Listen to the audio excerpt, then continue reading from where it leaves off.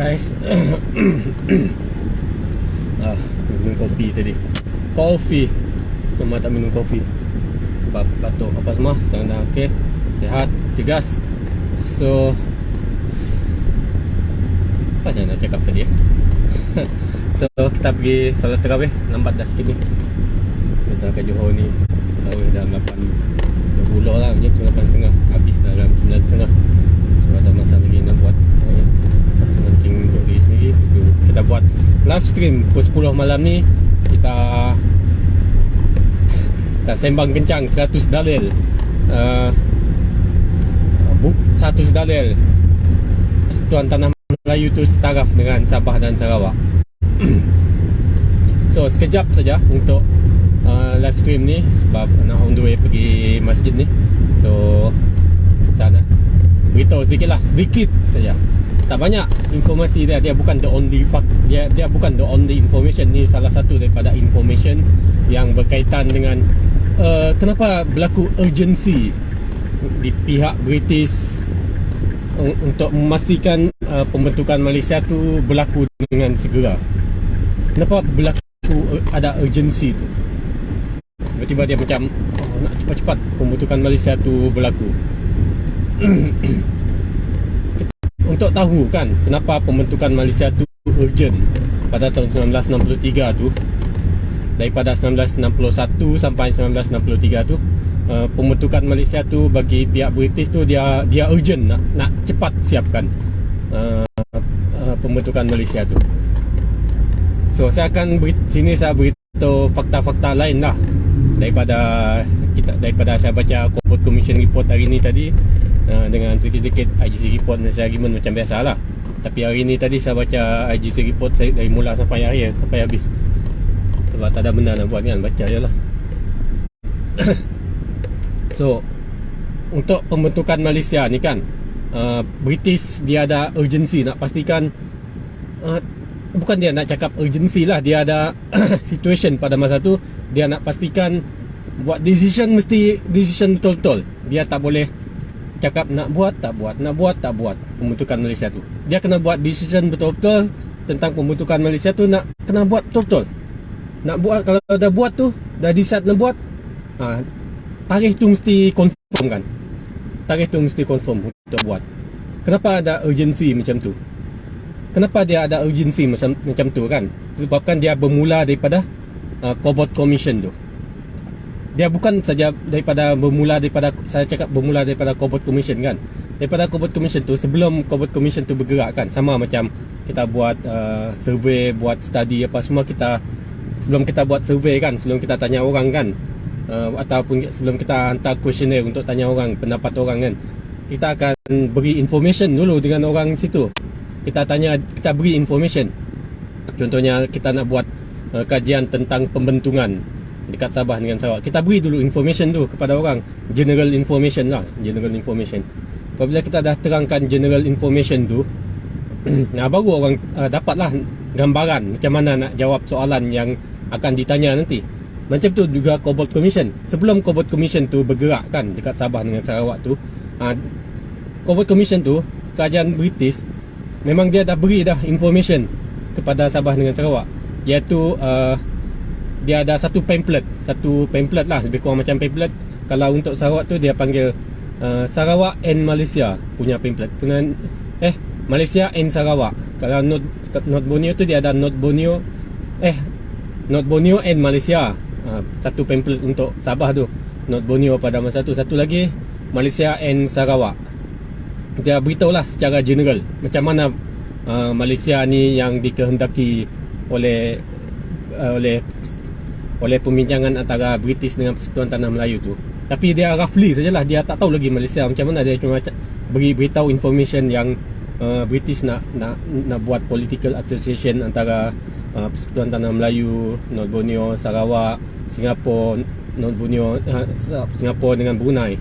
Tapi dah dapat information tu semua. Jadi semua orang Sabah dengan Sarawak ni kan, orang North Borneo pada masa tu, orang Sarawak dengan North Borneo masa tu, bila mereka dapat pamphlet ni, mereka dapat information dan awareness tentang apa pembentukan Malaysia yang akan datang tu dan apa yang akan ditanya semasa Corporate Commission tu.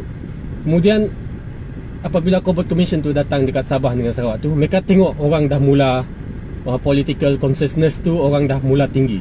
Sebab daripada mula Tunku Abdul Rahman buat pengumuman untuk pembentukan Malaysia pada 1961 tu kan, dia buat dia stimulatekan political awakening dekat Sabah dengan Sarawak tu. Sebenarnya tu salah satu daripada strategi British. Kalau kita tengok dalam kita tengok kan dalam declassified dokumen, actually British yang sengaja sengaja buat Tunku Abdul Rahman tu sebagai spokesperson, sebab dia mahu orang lokal yang bercakap tentang pembentukan Malaysia tu.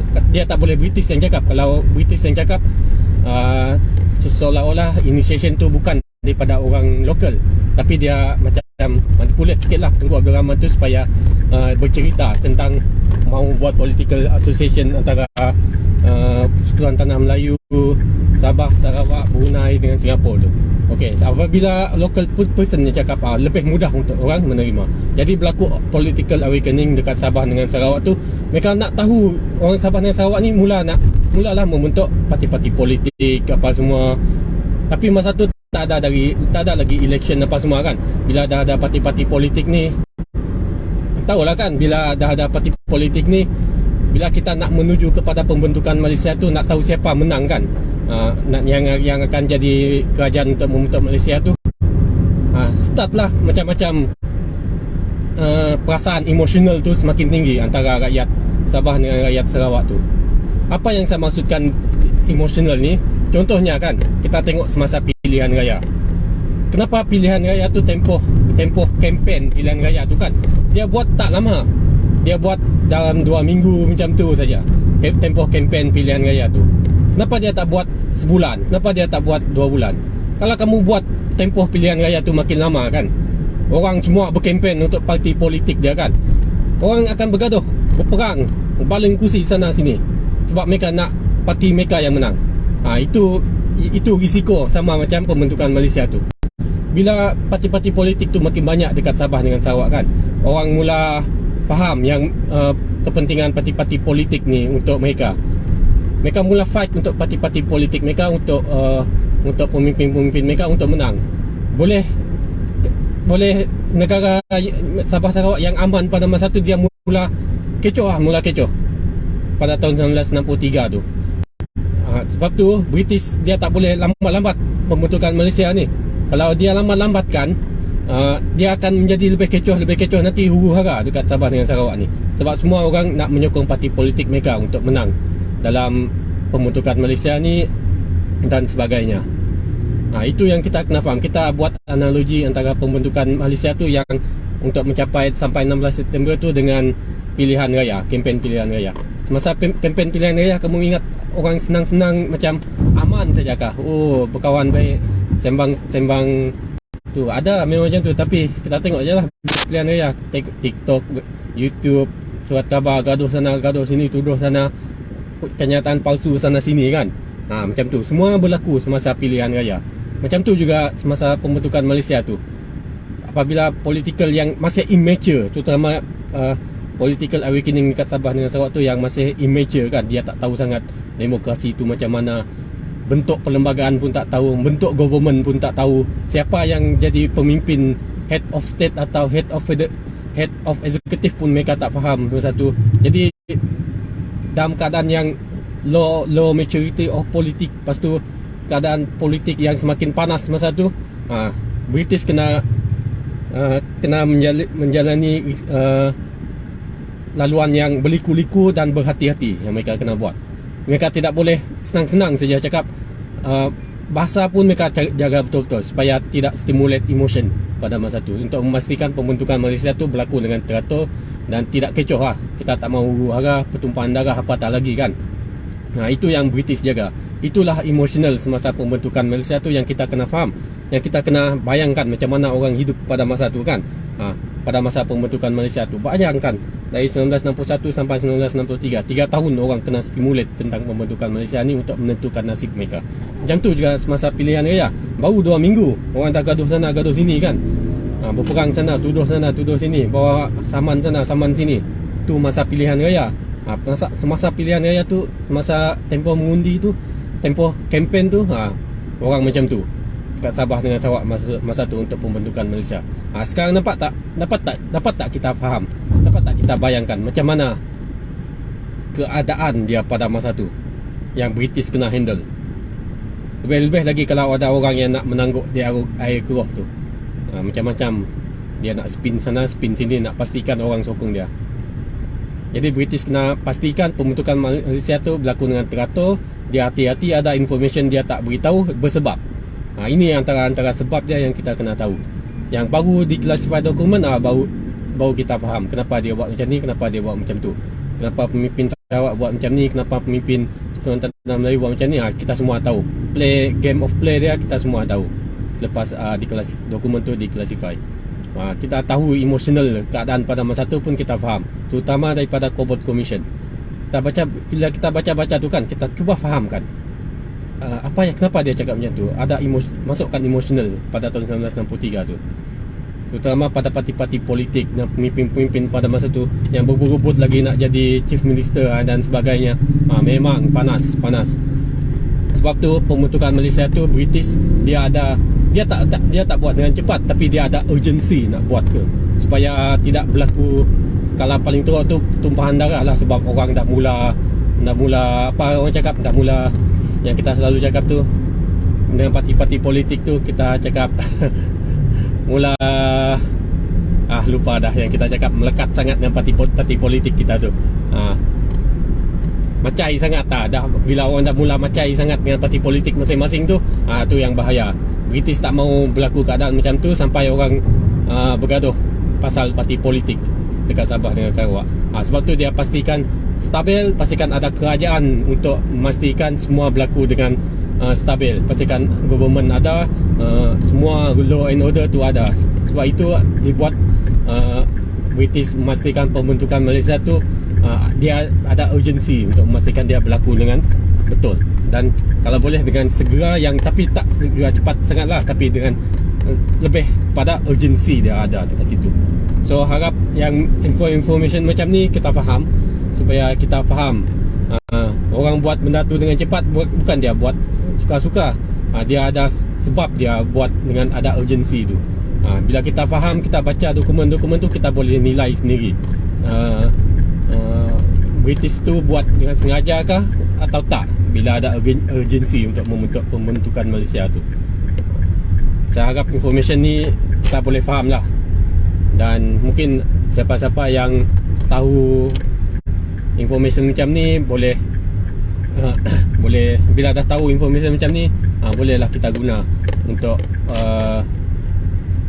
melaksanakan hak-hak kita sebenarnya. So saya pun tak tahu daripada information macam ni apa yang kita dapat. Apa yang saya tahu, macam apabila berlaku pilihan raya apa semua tu kan, kita kena lebih berhati-hati apa semua. Bila kita beri information tu, kita nak bantu orang, bukan kita nak stimulatekan orang jadi huru-hara macam semasa pembentukan Malaysia tu. Kita nak pastikan semua berlaku dengan teratur. Apabila berlaku kita nak sebar manifesto apa semua kita tu, kita nak sebarkan dengan cara yang lebih strategik, lebih strategik lagi. Itu yang kita kena faham kenapa British tu dia ada urgency dalam pembentukan Malaysia. So orang yang tuduh macam-macam yang Malaysia ni buat sekejap laju sangat, tak sempat apa semua, memang orang sudah consider dah pada 1963. Dia consider benda-benda macam ni. Dia takut orang jadi huru-hara. Banyak sangat dah macam-macam politik yang membiarkan bila dah orang tahu pasal politik ni. Macam-macam politik yang terlalu taksub dengan parti-parti politik masing-masing tu akan semakin banyak. Dekat termasuk dekat dekat Sabah dengan Sarawak pada masa tu. Semakin banyak juga macam politik dia. Sebab tu supaya keadaan lebih teratur, supaya orang lebih mature dalam pembentukan kerajaan tu, memimpin kerajaan tu, dia pastikan pembentukan Malaysia tu berlaku lebih cepat supaya ada law and order terus dekat Sabah dengan Sarawak tu. Bila dah ada law and order, senang nak kawal keadaan. Bila kerajaan tu dah ada betul-betul, dah dilantik semasa pembentukan Malaysia tu, Malaysia Day, kerajaan dah ada kerajaan, orang confident ada kerajaan, dan semua orang tahulah mereka tu diundi dengan majoriti orang sokong. Macam tu, supaya bila ada kerajaan betul-betul start mula stabil balik. Macam tu juga pilihan raya kan, kita dah tahu siapa menang kan, dia akan stabil balik. Hot temperature pun dah turun balik. Kita boleh move on dengan our life. Kita tunggulah lagi pilihan raya seterusnya untuk memilih pemimpin yang seterusnya, dengan tengok performance kerajaan pada masa tu, pada masa sekarang. Okey, saya harap itu saja yang saya boleh bincang sekejap sajalah, supaya information ni harap bermanfaat lah untuk semua.